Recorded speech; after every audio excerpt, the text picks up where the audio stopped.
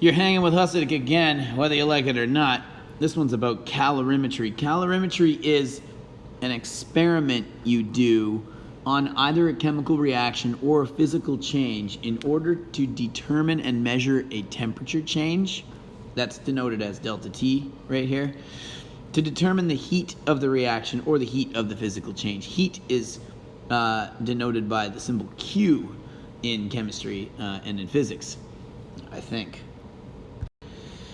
So to calculate Q, to calculate the heat, once we have the delta T here from the delta T here, the temperature change from the calorimetry experiment, we multiply it by C and we multiply that by M. And C is the specific heat capacity of the fluid being measured.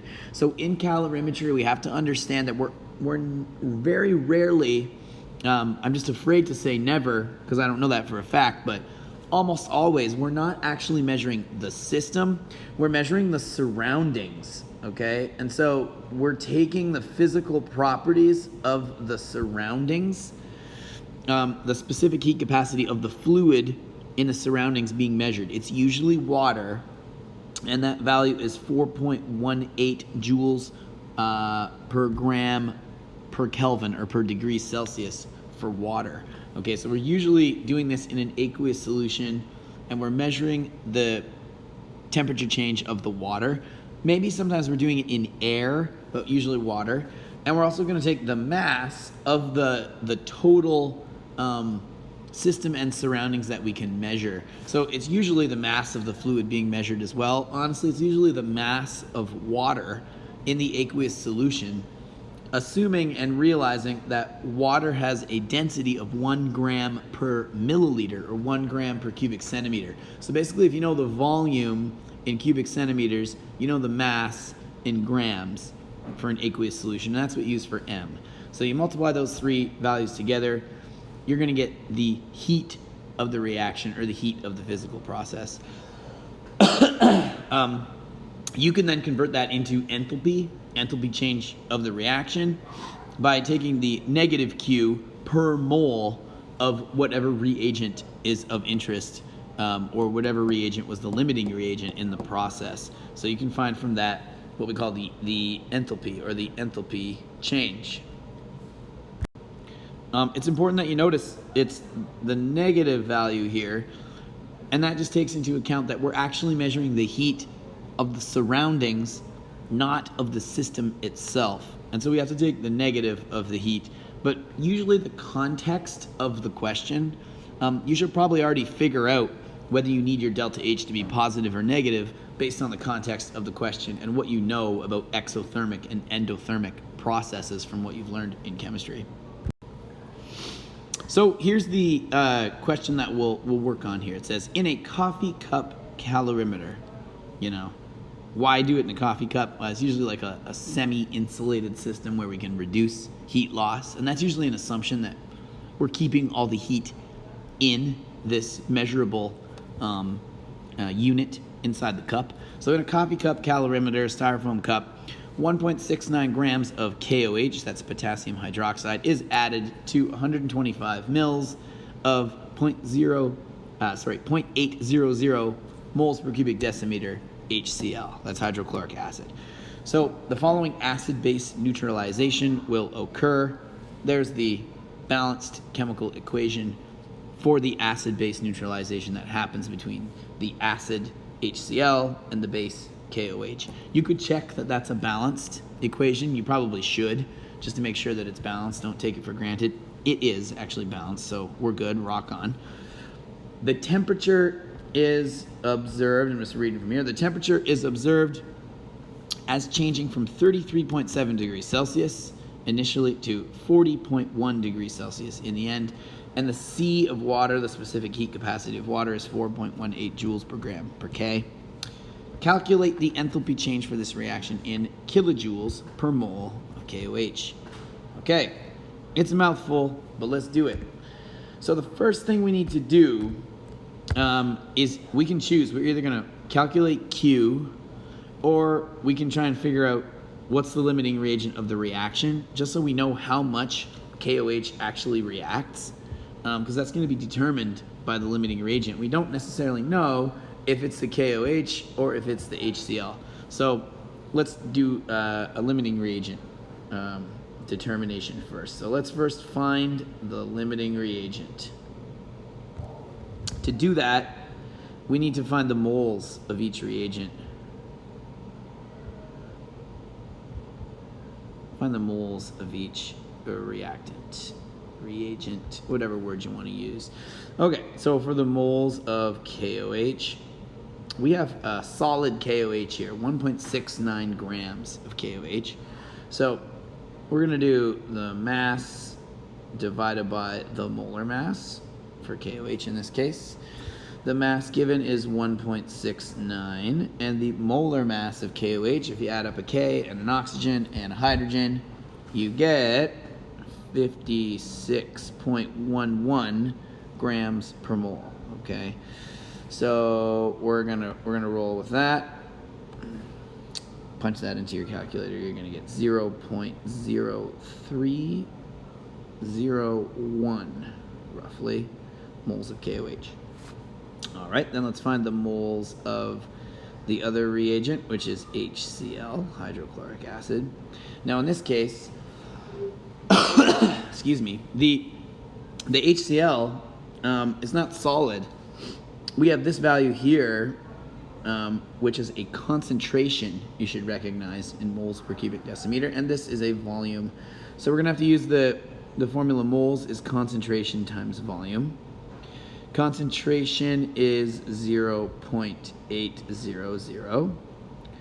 It's in moles per cubic decimeter, so we also need the volume in cubic decimeters. A milliliter is the same as a cubic centimeter, remember. I was a little bit cheeky giving it to you in milliliters. I probably should have just given it to you in cubic centimeters, but I think it's important for you to know that anyways. So let's convert that into cubic decimeters. That's going to be 0.125 cubic decimeters. All right? Multiply those values together. You get 0.100 moles.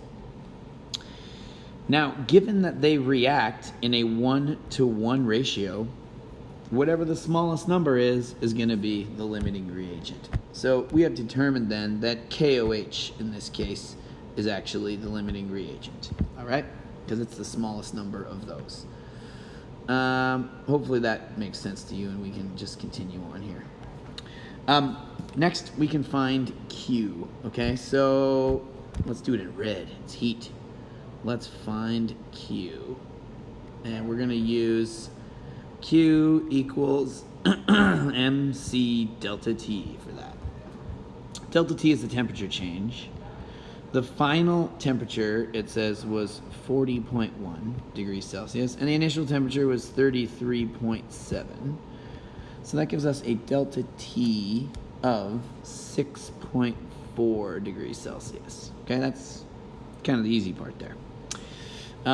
We can interpret this, though, and it's important to interpret this with our brains turned on. We know the final temperature was higher than the initial, okay? So we know the temperature rises, and we realize that we're measuring the surroundings, okay? So this means that heat was released. We could just write these truths that might help us put the thing in context. I can't talk and write at the same time. So there we go, heat released. We know heat was released. Therefore, we know the process is exothermic, okay?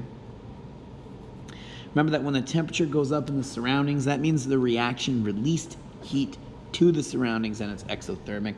That also means that we have a negative delta H. So our value in the end should be negative. It's asking for what the enthalpy change is. That's delta H. It should be negative. You may also realize that because this is a neutralization, neutralizations are pretty much always exothermic, okay? And so right off the bat, as soon as you realize it's a neutralization or an acid-base neutralization, you should realize it's exothermic. It's going to have a negative delta H. It's going to have a negative enthalpy of reaction. So anyhow, let's rock on here. We've got our delta T. what are we going to do for our C value? We're going to use actually the C value, the specific heat capacity of water. We're making the assumption that this aqueous solution of HCl and the dissolved KOH is basically going to behave with the same physical properties as water.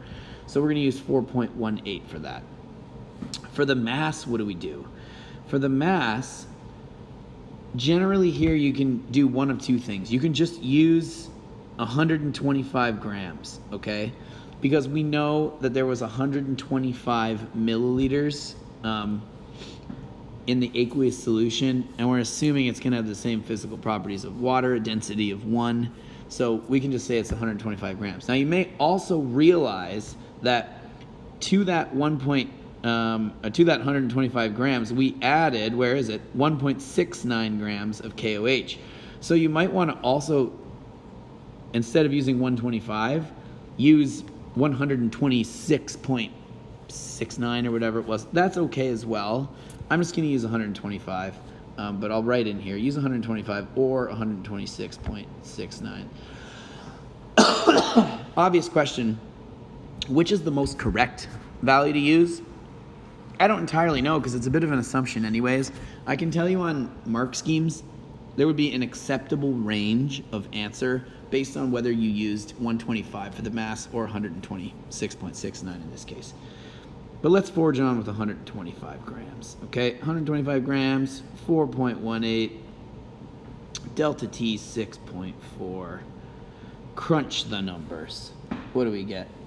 3344, and this answer is in joules, okay? Now, finally, we must convert that into delta H, okay? So, delta H, the enthalpy change, is actually the negative Q per mole, the negative of the heat released per mole. And we know that we reacted 0.0301 moles of KOH, or of HCl for that matter, but that's how much we reacted. And we know the heat was minus 3344 joules. Let's just do this for now and then convert it to kilojoules by dividing it by 1,000 in the end. So if you do the math on that one, you get negative 111.096 joules per mole. Okay, so 111,096 joules per mole, which is the equivalent of around 111 kilojoules per mole. And that is your final answer for what the enthalpy of neutralization was for KOH, potassium hydroxide, and hydrochloric acid. Hopefully you're able to follow that. Hopefully you found this helpful and you can solve these problems lickety-split.